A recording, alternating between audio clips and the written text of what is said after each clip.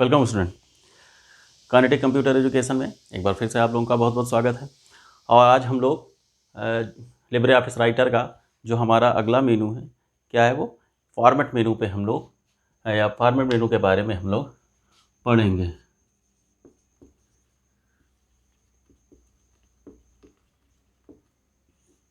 Okay, format मेनू पे जैसे ही हम लोग क्लिक करेंगे तो उसमें जो हमारा सबसे पहला ऑप्शन आता है वो है टेक्स्ट का ऑप्शन। ठीक है, इस टेक्स्ट पे जो हम लोग क्लिक करेंगे तो सबसे पहले हमको मिलेगा क्या चीज़, बोर्ड।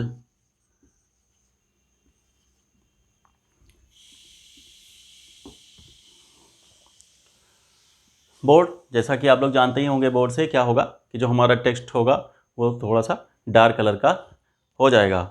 बोर्ड के बाद फिर उसके बाद इटैलिक।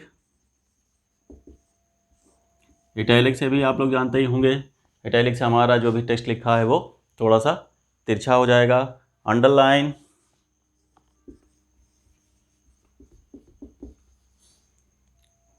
अंडरलाइन से क्या होगा कि जो भी टेक्स्ट है उसके नीचे एक लाइन खिंच जाएगी। अंडरलाइन के बाद जो हमारा अगला ऑप्शन है वो है डबल अंडरलाइन।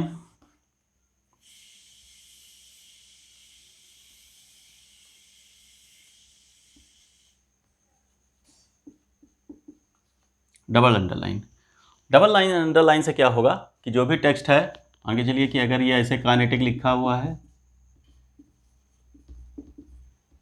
तो इसके नीचे क्या होगा, डबल लाइन हम लोग खींच सकते हैं इस डबल अंडरलाइन टूल के हेल्प से। डबल लाइन के बाद फिर जो हमारा अगला ऑप्शन है वो है स्ट्राइक थ्रू।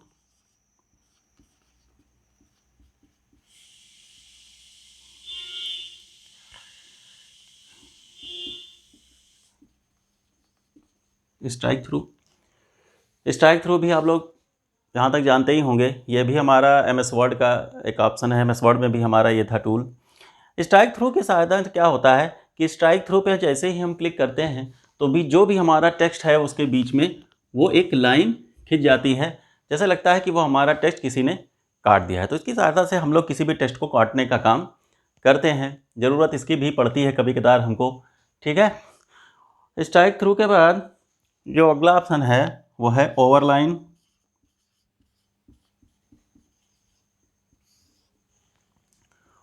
ओवरलाइन ये हमारा थोड़ा सा MS ऑफिस जो माइक्रोसॉफ्ट ऑफिस वर्ड है उससे थोड़ा सा अलग है। MS वर्ड में हमारे ये ऑप्शन नहीं था। ओवरलाइन के हेल्प से हम लोग किसी भी टेक्स्ट के ऊपर कोई भी चीज़ लिखने का काम करते हैं। ठीक है, टेक्स्ट के ऊपर लिखने का काम। टेक्स्ट के ऊपर मीन्स क्या है, उससे पहले वाली लाइन में नहीं, टेक्स्ट के ठीक ऊपर। ठीक है, तो क्या है, ओवरलाइन की सहायता से किसी भी टेक्स्ट के जस्ट ऊपर हम लोग कोई भी चीज़ लिखने का काम करते हैं लिब्रे ऑफिस राइटर में। ठीक है, बस वर्ड में ये जो है ये फैसिलिटी नहीं दी गई थी। उसके बाद जो हमारा अगला ऑप्शन है वो है सुपरस्क्रिप्ट।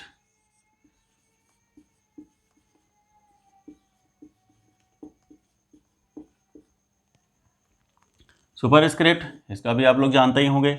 सुपरस्क्रिप्ट से क्या होता है कि टेक्स्ट के, सुपरस्क्रिप्ट से टेक्स्ट के कुछ ऊपर लिखने के लिए करते हैं। जैसे कि हम लोग अगर मैथमेटिक्स में जाए तो स्क्वायर, क्यूब वगैरह लगाने के लिए करते हैं। या अगर इसमें हम बात करें जैसे क्लास वगैरह हम लोग लिखते हैं थर्ड। ठीक है, थर्ड, फोर्थ, तो ये जो है इसी को हम बोलते हैं सुपरस्क्रिप्ट। तो सुपरस्क्रिप्ट के आधार से टेक्स्ट के ऊपर लिखने का काम किया जाता है। सुपरस्क्रिप्ट के बाद जस्ट इसका उल्टा सबस्क्रिप्ट। सबस्क्रिप्ट के साथ क्या है कि टेक्स्ट के हम लोग बेस में लिखने का काम करते हैं। मीन्स क्या है कि अगर थोड़ा नीचे हमें कोई चीज़ लिखना है, जैसे कि ये हमारा काइनेटिक लिखा हुआ है, इस काइनेटिक के ऐसे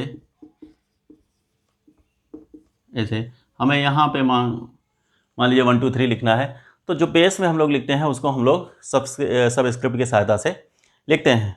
सबस्क्रिप्ट के बाद फिर नेक्स्ट ऑप्शन हमारा है शैडो।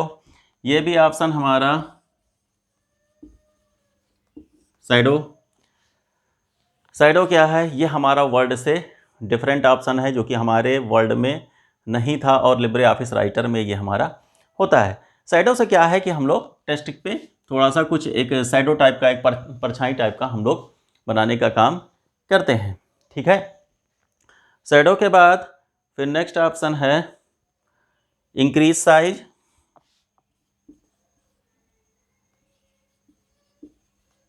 इंक्रीज साइज,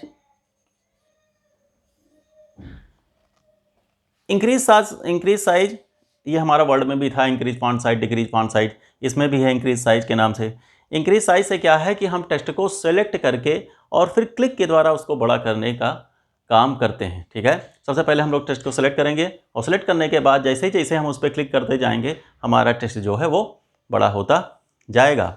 इसका जस्ट उल्टा डिक्रीज फॉन्ट साइज,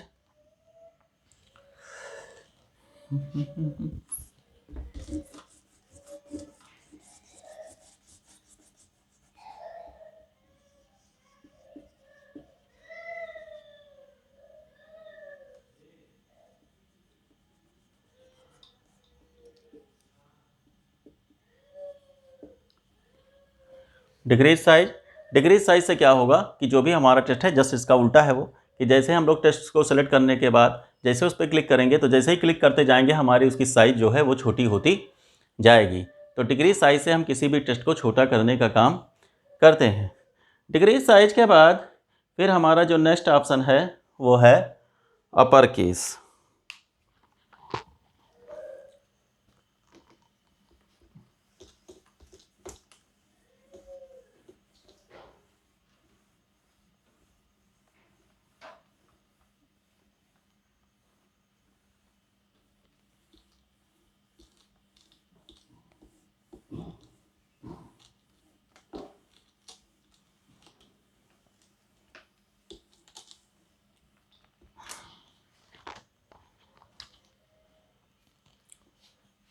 ठीक है।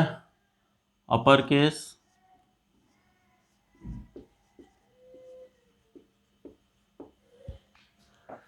ओके।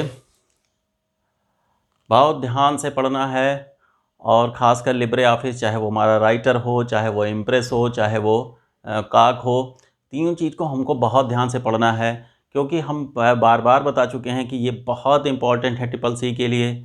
अब तो जो भी जो क्वेश्चन आ रहे हैं वो सब ज़्यादा जो है वो केवल जो है वो लिब्रे ऑफिस और हमारे इंटरनेट को मिला करके ही ज़्यादा क्वेश्चन आते हैं। तो इस वजह से कि आपको लिब्रे ऑफिस राइटर जो है वो बहुत ध्यान से पढ़ना है। ठीक है। तो सबसे पहले फिर अपर केस। अपर केस से क्या होगा कि हमारे जितने भी लेटर हैं वो सब हमारे बड़े लेटर में लिख जाएंगे, कैपिटल लेटर में। ठीक है। जैसे कि हमने कुछ भी लिखा काइनेटिक, उसको हमने सेलेक्ट किया और सेलेक्ट करने के बाद जैसे ही हम अपर केस करेंगे, ठीक है, जैसे ही अपर केस करेंगे तो ये हमारा पूरा कैपिटल लेटर में लिख जाएगा। अपर केस के बाद फिर नेक्स्ट ऑप्शन है हमारा लोअर केस।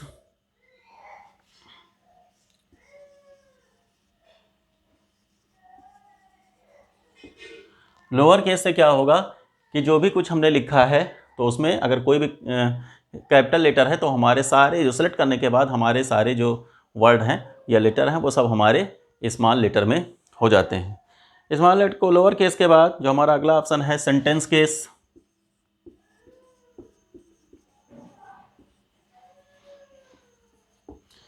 सेंटेंस है इसके केस से क्या होगा कि हमारा पहला लेटर बड़ा हो जाएगा, बाकी सब हमारे छोटे छोटे हो जाएंगे। ठीक है ना। यदि पैराग्राफ में हमने बहुत सारे वर्ड लिख रखे हैं तो हमारे उस पैराग्राफ का जो पहला वर्ड होगा वो सिर्फ बड़ा हो जाएगा, बाकी हमारा पूरा छोटे लेटर में लिख जाएंगे। उसके बाद फिर हमारा अगला ऑप्शन है सेंटेंस केस के बाद कैपिटलाइज ईच वर्ड।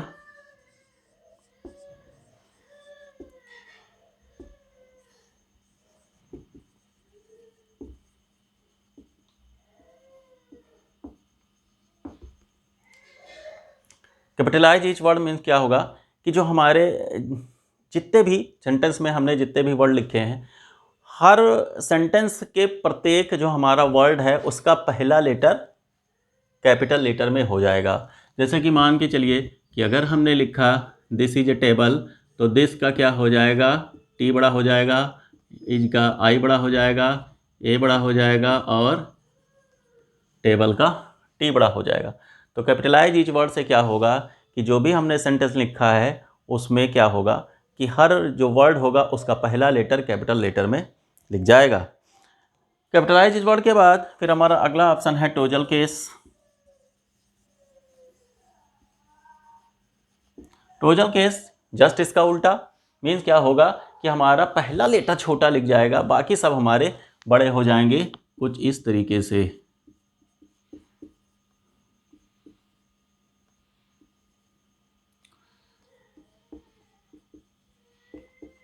ठीक है ना। तो क्या होगा कि टोटल केस से कि हमारा जो पहला लेटर है वो छोटा हो जाएगा और बाकी सारे बड़े हो जाएंगे। हालांकि इस तरीके से कभी लिखा नहीं जाता, लेकिन फिर भी ये एक ऑप्शन होता है। तो ये था हमारा टेस्ट। टेस्ट के बाद जो हमारा अगला ऑप्शन आएगा फॉर्मेट मेनू में, वो आएगा स्पेसिंग का। स्पेसिंग में हम लोग कई काम कर सकते हैं। सबसे पहले क्या होगा कि इससे हम लोग लाइन स्पेसिंग, लाइन क्या, इसमें जैसे ही हम लोग जाएंगे तो इससे हम लोग जो हमारे जो लाइन है इनके बीच में जो डिस्टेंस है या जो दूरी है इसको हम लोग घटाने बढ़ाने का काम करते हैं। ठीक है, लाइन स्पेसिंग के द्वारा हम लोग जो डॉक्यूमेंट है उसमें जो लाइनें लिखी गई हैं उनके बीच में जो दूरी है उनको घटाने बढ़ाने का काम किया जाता है। लाइन स्पेस के बाद इसमें एक आपको मिलेगा पैराग्राफ स्पेसिंग।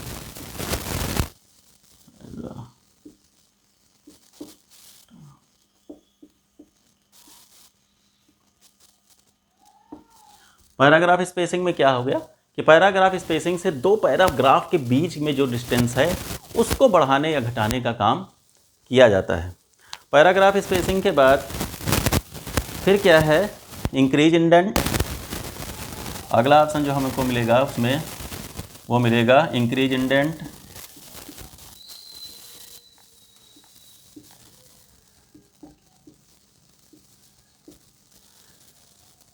एक एक ऑप्शन को बहुत ध्यान से पढ़ना है, इन्हीं ऑप्शनों से आपके क्वेश्चन आएंगे।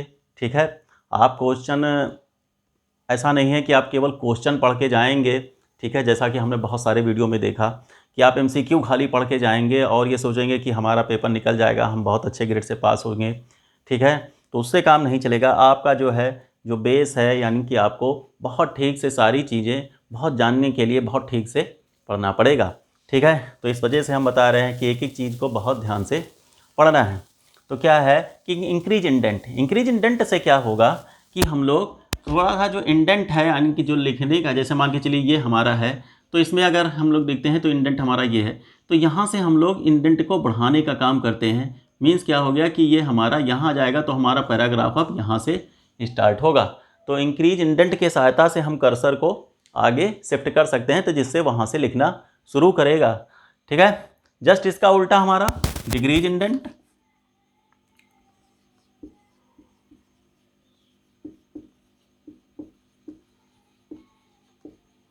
डिक्रीज इंडेंट से क्या होगा कि कर्सर को हमारा जो है वो बाएं तरफ यानी कि लेफ्ट साइड में शिफ्ट होगा।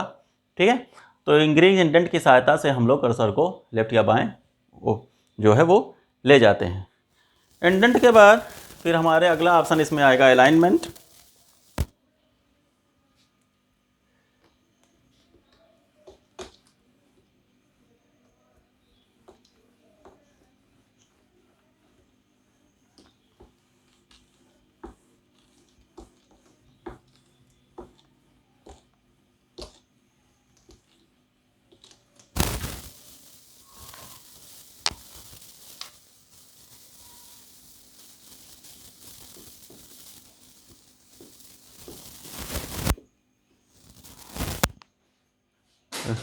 अलाइनमेंट, ठीक है, अलाइनमेंट जाएंगे तो जैसे वर्ड की तरह एक क्या नाम है, राइटर में भी हमको 4 तरीके के अलाइनमेंट मिलते हैं। कौन कौन से?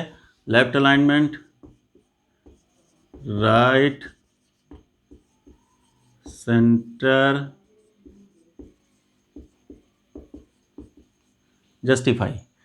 लेफ्ट अलाइनमेंट से क्या होगा कि जो भी टेक्स्ट हमने लिखा है, ठीक है, लेफ़्ट अलाइनमेंट से क्या होगा कि जो भी हमने टेस्ट मान के कोई भी लिखा है वो हमारा लेफ़्ट साइड से एकदम बराबर हो जाएगा, लेफ़्ट साइड में आकर के लेफ़्ट साइड में हमारा टेस्ट शिफ्ट होकर के और बराबर हो जाएगा। बाकी राइट अलाइनमेंट क्या है, ये हमारा टेस्ट क्या होगा, राइट साइड से बराबर होके राइट साइड में चला कर जा करके और वहाँ बराबर हो जाएगा। सेंटर अलाइनमेंट से क्या होगा कि हमारा टेस्ट बीच में आ जाता है। और जस्टिफाई में क्या होता है कि हमारा टेस्ट दोनों साइड से जो भी हमने सेंटेंस लिखे हैं या जो भी डॉक्यूमेंट बनाया है तो डॉक्यूमेंट हमारा दोनों तरफ से बराबर हो जाता है। ठीक है, तो ये हमारे अलाइनमेंट 4 अलाइनमेंट होते हैं। लेफ़्ट साइड से लेफ़्ट अलाइनमेंट, हमारा जो भी डॉक्यूमेंट है वो जो उसमें जो भी लिखा गया है वो हमारा लेफ़्ट साइड में शिफ्ट होता है। राइट अलाइनमेंट राइट साइड में शिफ्ट होता है, वहाँ से वो बराबर हो जाता है। सेंटर में क्या होता है कि हमारा जो भी टेक्स्ट हमने लिखा है वो हमारा बीच में आ जाता है। और जस्टिफाई में हमारा जो भी कुछ हमने लिखा है वो हमारा दोनों तरफ से बराबर हो जाता है। अलाइनमेंट के बाद फिर हमारा नेक्स्ट ऑप्शन है लिस्ट। लिस्ट में पहला ऑप्शन है बुलेटेड लिस्ट। यह भी हमारा वर्ड का ऑप्शन है, वर्ड में भी हमारे बुलेट थे। बुलेट की सहायता से हम लोग अपने डॉक्यूमेंट में बुलेट लगाने का काम करते हैं। जैसे कि हमें क्या है कि अगर कोई चीज़ पॉइंट वाइज जैसे लिखना है, ठीक है, तो हम लोग यहाँ से उसको बुलेट की सहायता से पॉइंट वाइज कोई भी चीज़ को लिख सकते हैं। जैसे कि बुलेट में हम लोग जाएंगे तो हमको आपको कई भी तरीके के डिज़ाइन मिलेंगे, ऐसे मिलेंगे, एरो मिलेंगे, सर्कल मिलेगा। ठीक है, तो इनमें से किसी भी बुलेट का यूज हम लोग अपने डॉक्यूमेंट को बनाने के लिए कर सकते हैं। बुलेट का बेनिफिट ये है कि जैसे ही हम एक बुलेट का यूज करते हैं, मान के चलो कि अगर हमने यहाँ पे एरो लगाया है और एरो लगा के जैसे ही हम कोई भी टेक्स्ट लिखने का काम करेंगे, लिखने के बाद जैसे ही यहाँ पर एंटर मारेंगे तो हमारा अगला बुलेट ये अपने आप आएगा। हमको बार बार वो बुलेट लेने की ज़रूरत नहीं पड़ेगी। जैसे ही हम कोई एक लाइन लिखते हैं, जैसे ही एंटर मारेंगे तो क्या होगा कि अगला बुलेट अपने आप आ जाता है। तो इसको हम लोग बोलते हैं बुलेट। बुलेट के बाद ठीक इसी तरीके से हमारा होता है नंबर। नंबर के साथ क्या होगा कि जैसे ही मान के चलो हमने कोई नंबर लिखा एक, उसमें क्या है कि इसमें नंबर से हम लोग इसको ओपन करेंगे तो उसमें हमें बहुत सारे नंबर, जैसे रोमन वाले भी नंबर लिख सकते हैं, सिंपल ये भी नंबर लिख सकते हैं, 1 2 3 वाला भी आएगा। ठीक है, और बाकी इस तरीके से जो है वो रोमन वाले भी आएंगे, जिसका भी चाहे तो हम यूज़ कर सकते हैं। इसका भी बेनिफिट ये है कि जैसे ही हम लोग अगर कोई एक जो भी ले लेते हैं, अगर एक नंबर हमने ये वाला ले लिया और इसमें जैसे ही लिखेंगे इंटर मारेंगे तो 2 जो है ये हमारा अपने आप आ जाता है। तो नंबर की सहायता से हम लोग नंबरिंग करने का काम करते हैं। फिर उसके बाद हमारा अगला ऑप्शन है जो कि इसमें बहुत इम्पोर्टेंट है, ये भी हमारा वर्ड से अलग है, move down.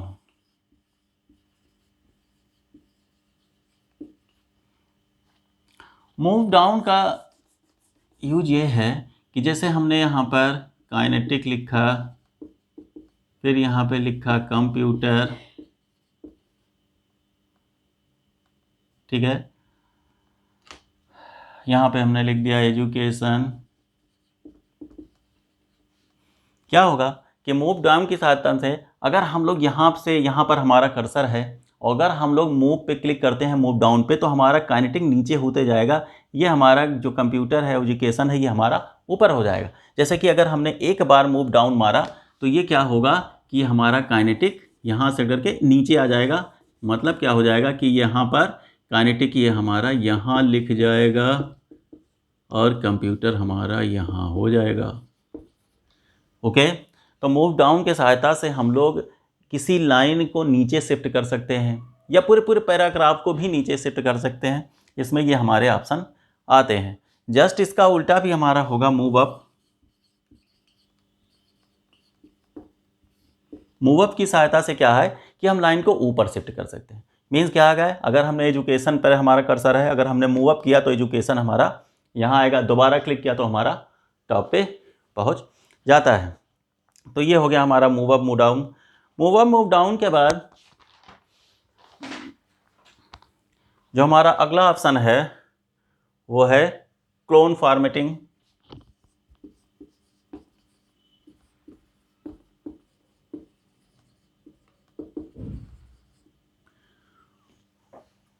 Okay.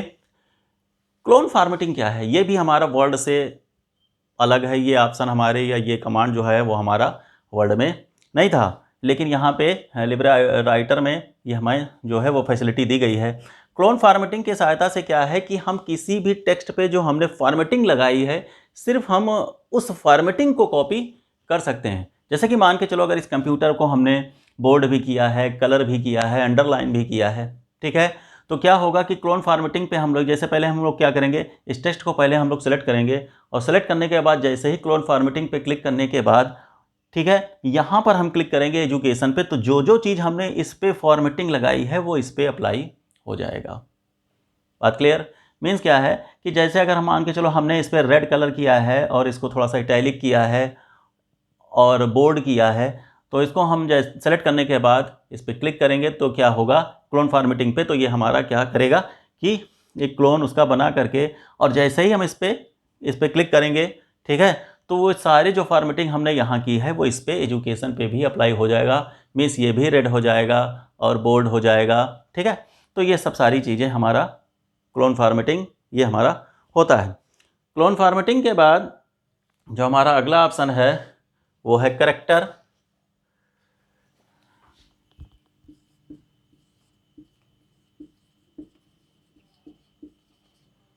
Character option में हम लोग जाएंगे तो हमको वही वर्ड वाले ऑप्शन मिलेंगे।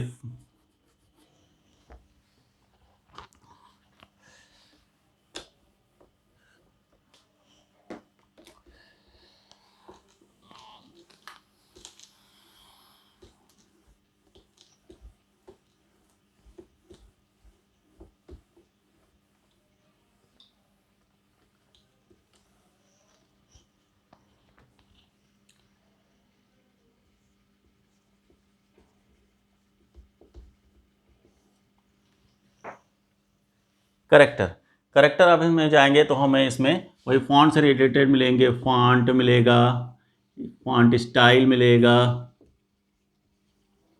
ओके, फॉन्ट साइज मिलेगा। तो ये तमाम फॉन्ट से रिलेटेड चीज़ मिलेगी। फॉन्ट क्या होता है कि फॉन्ट से यहाँ पर हम लोग फॉन्ट बदल सकते हैं, जो भी टेक्स्ट हमने जो भी लिखा है उसके फॉन्ट बदल सकते हैं। जैसे कि बहुत सारे फॉन्ट, वर्ड में भी हमारे बहुत सारे फॉन्ट आते थे, जैसे कि क्या है कि कैलिबरी हो गया, ठीक है, एरियल हो गया, ठीक है, टाइम्स न्यू रोमन हो गया,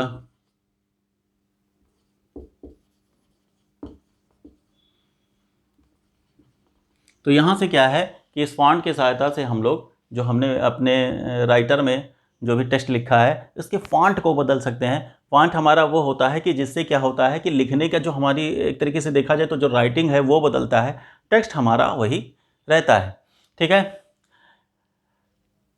फिर उसके बाद स्टाइल है, तो इसमें हम जाएंगे तो हमें अलग अलग तरीके के स्टाइल मिलेंगे। किसी में अब टेक्स्ट आपका इधर से आएगा, किसी में इधर से आएगा, तो वहाँ पे भी हम लोग कुछ स्टाइल का अप्लाई कर सकते हैं। चाहे तो हम अपना टेक्स्ट उसी तरीके से लिख सकते हैं। फॉन्ट साइज़ से क्या है कि हमें फॉन्ट साइज़ से हम लोग फॉन्ट साइज़ में जाएंगे तो हमें बहुत सारे साइज़ मिलेंगे, जहाँ पर जितनी ज़्यादा हम साइज़ ज़्यादा रखेंगे, 6, 8, 10, 12, ठीक है, तो जितनी ज़्यादा हम साइज़ रखेंगे हमारी जो टेक्स्ट की साइज़ होगी उतनी ज़्यादा बड़ी होगी, जितने कम रखेंगे उतने हमारे टेक्स्ट की साइज़ छोटी होगी, ठीक है। तो यह था हमारा करेक्टर। करेक्टर के बाद फिर हमारा अगला नेक्स्ट ऑप्शन है वो है paragraph.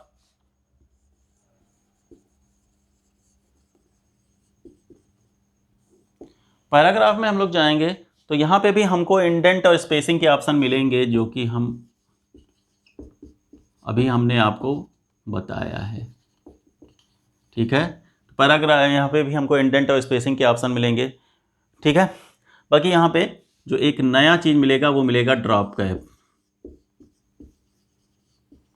Drop cap drop cap क्या होता है? ड्रॉप कैप का यूज हम लोग पहले लेटर को बहुत बड़ा लिखने के लिए करते हैं। जैसे कि मान के चलो हमने कंप्यूटर लिखना है, तो जैसे इस तरीके से सी फिर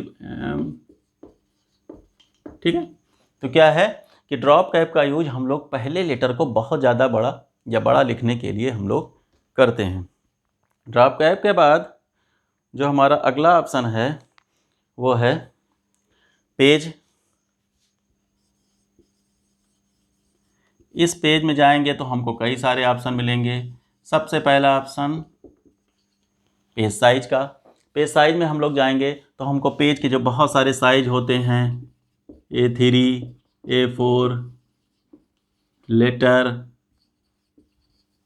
लीगल, ठीक है, बहुत सारे साइज है देखने को मिलते हैं, जहाँ से हम अपने पेज का साइज जो है वो सेट कर सकते हैं। ठीक है, ओके, पेज का साइज सेट कर सकते हैं। बाय डिफ़ॉल्ट हमारी जो साइज़ होती है वो A4 होती है। अगर हम करें तो हमारी जो साइज़ होती है वो A4 होती है। ठीक है, नहीं सॉरी, बाय डिफ़ॉल्ट जो हमारी साइज़ होती है वो हमारी लेटर पे सेट रहती है। बाकी क्या है, जनरली हम लोग जो है वो A4 साइज़ का यूज करते हैं। ठीक है, जो बाय डिफ़ॉल्ट हमारी मतलब क्या है, बाय डिफ़ॉल्ट का मतलब क्या हो गया कि अगर हम कुछ नहीं करेंगे तो हमारा जो पेज होगा उसकी साइज़ हमारी लेटर पे सेट होती है। ठीक है, लेकिन जनरली जो हम लोग प्रिंट करते हैं, प्रिंटर में जो हम लोग पेज लगाते हैं वो हम लोग A4 साइज़ का लगाते हैं। ओके, तो पेज साइज होगा। बाकी यहाँ से हम लोग ओरिएंटेशन,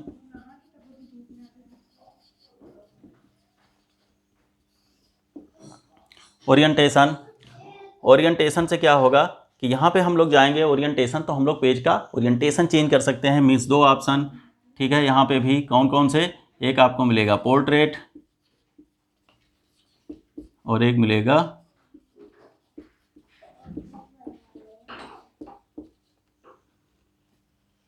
लैंडस्केप। ठीक है, पोर्ट्रेट मीन्स क्या है कि हमारा जो भी फाइल है वो हमारी खड़ी खड़ी इस तरीके से प्रिंट होगी, ऐसे खड़ा खड़ा। ठीक है, बाय डिफ़ॉल्ट मतलब क्या है कि अगर हम लोग कुछ नहीं करते हैं तो हमारी जो भी फाइल होगी वो पोर्ट्रेट में ही प्रिंट होती है। ठीक है, या हमारा जो भी डिफ़ॉल्ट जो हमारी साइज होती है वो हमारी पोर्ट्रेट होती है। अगर हमको बेड़ा बेड़ा प्रिंट करना है, ठीक है, या हॉरिजॉन्टली प्रिंट करना है तो हमको उसको लैंडस्केप करना पड़ता है। तो लैंडस्केप का मतलब हमारा होता है बेड़ा बेड़ा, और पोर्ट्रेट का मतलब हमारा होता है खड़ा खड़ा। यहाँ से हम लोग हेडर एंड फुटर भी लगा सकते हैं।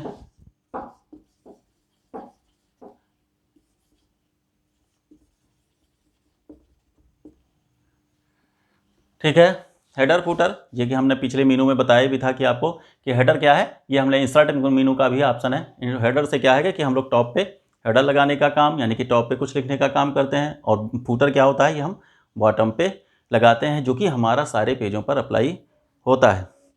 उसके बाद फिर हमारा नेक्स्ट ऑप्शन है वो है कॉलम।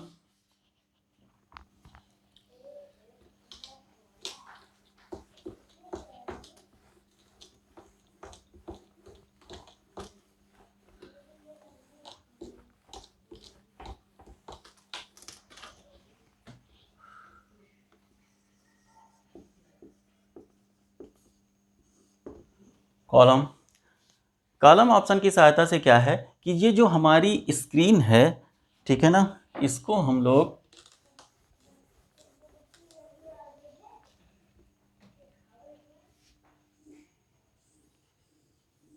ठीक है, ये हमारे मान के चलिए जो हमारा राइटर का टेक्स्ट एरिया है। तो कॉलम ऑप्शन क्या है कि कॉलम ऑप्शन की सहायता से हम अपना जो हमारा ये राइटर का जो हमारा टेक्स्ट एरिया है उसको हम लोग कई कॉलमों में, कई भागों में तोड़ सकते हैं। ये ऑप्शन में आएगा कि आप 2 भागों में, 3 भागों में या 4 कॉलम में, कितने कॉलम में उसको तोड़ना चाहते हैं। ठीक है, तो यह हमारा जो हमारा एरिया है वो कई कॉलमों में टूट जाएगा। मीन्स क्या होगा कि जब भी हम लोग यहाँ से लिखना शुरू करेंगे तो कर्सर हमारा इसके आगे नहीं जाएगा। ठीक है, यहीं पर पहले लिखेगा और जब ये यहाँ तक लिख जाएगा फिर कर्सर उसके बाद यहाँ पे आएगा। ठीक है ना, तो इसी को हम लोग बोलते हैं कि कॉलम। तो कॉलम की सहायता से हम अपने स्क्रीन को कॉलम में जो है वो डिवाइड कर सकते हैं। जैसा कि जनरली आपने पेपर देखा होगा, जो न्यूज़पेपर होते हैं वो हमारे कॉलम के रूप में छपते हैं। ठीक है, कॉलम के बाद जो हमारा नेक्स्ट ऑप्शन है वो है वाटरमार्क।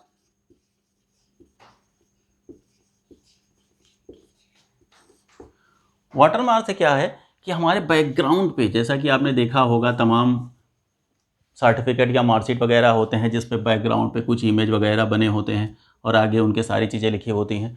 ठीक है, उसी को हम लोग बोलते हैं वाटरमार्क। तो वाटरमार्क की सहायता से हम लोग पेज के बैकग्राउंड में कुछ इमेज या कोई भी टेक्स्ट, ठीक है, बैकग्राउंड वाटरमार्क में हम लोग इमेज और टेक्स्ट दोनों को लगा सकते हैं जैसा कि हमारी रिक्वायरमेंट हो।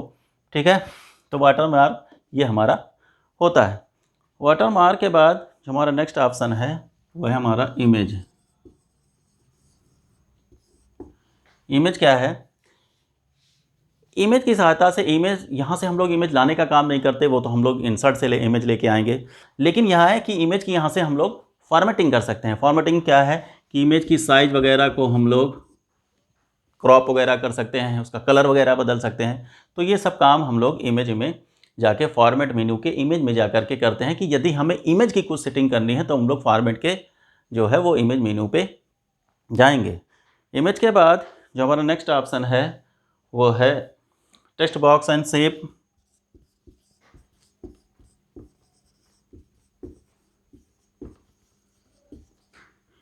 यहाँ से भी हम लोग, चूँकि यहाँ से हम लोग टेक्स्ट बॉक्स और शेप लगाते नहीं हैं, वो तो हम लोग लगाएंगे इंसर्ट मेनू से। लेकिन यहाँ से क्या है कि जो भी टेक्स्ट बॉक्स हमने, अगर कोई भी टेक्स्ट बॉक्स अपने फाइल में कोई भी टेक्स्ट बॉक्स, ठीक है, कोई भी टेक्स्ट बॉक्स या शेप हमने लगाया है, ठीक है, तो वो क्या है कि उसको हम लोग उसकी भी थोड़ा सा फॉर्मेटिंग कर सकते हैं, छोटा बड़ा कर सकते हैं, टेक्स्ट बॉक्स को भी छोटा बड़ा कर सकते हैं, या जो हमने शेप लगाया है उसको कलर वगैरह भी कर सकते हैं। तो उसकी हम लोग जो है वो सेटिंग करने का काम हम लोग यहाँ से करते हैं, या फॉर्मेटिंग करने का काम। नेक्स्ट फिर हमारा जो ऑप्शन है वो हमारा है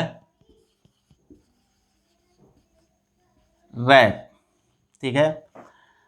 रैप के सहायता से क्या है कि रैप के सहायता से हम लोग जो हमारा ऑब्जेक्ट है, यानी कि जो भी चीज़ है, जैसे हमने कोई एक शेप डॉक्यूमेंट में लगा रखा है, तो उसके चारों ओर हम अपने, ठीक है, टेक्स्ट को सेट कर सकते हैं। उसके चारों जो भी हमारा टेक्स्ट है उसको हम लोग सेट करने का काम रैप टेक्स्ट से करते हैं। ये भी हमारा जो है ये राइटर का हमारा एक अच्छा फीचर है जो कि हमारे वर्ड में नहीं था। ओके, तो ये थे हमारे इतने सारे फॉर्मेट मेनू, ठीक है। फॉर्मेट मेनू के बाद अब हम लोग जो हमारे अगली क्लास में हम लोग इसका जो नेक्स्ट मेनू होगा, ठीक है, उनके बारे में पढ़ेंगे। फ़िलहाल तब तक आप लोगों को बहुत ध्यान से पढ़ना है और बहुत केयरफुली पढ़ना है। बाकी आप लोग को अगर वीडियो अच्छा लगे तो आप दूसरे को भी उसको शेयर करते रहिए, लाइक करिए, शेयर करिए, ठीक है, ताकि और भी लोग जो है वो पढ़ सकें, ठीक है। तब तक के लिए धन्यवाद।